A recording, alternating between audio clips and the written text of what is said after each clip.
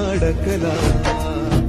त्याजुनी सगळे ऐशो आराम रात्रीची करुणी नींद हराम हो त्याजुनी सगळे ऐशो आराम रात्रीची करुणी नींद हराम बाहेर पडला मर्द गडी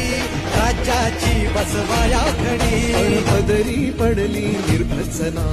आपलेच करती अवहेलना पदरी पडली निर्भत्सना आपलेच करती अवहेलना आता एकटा पडलाय राजा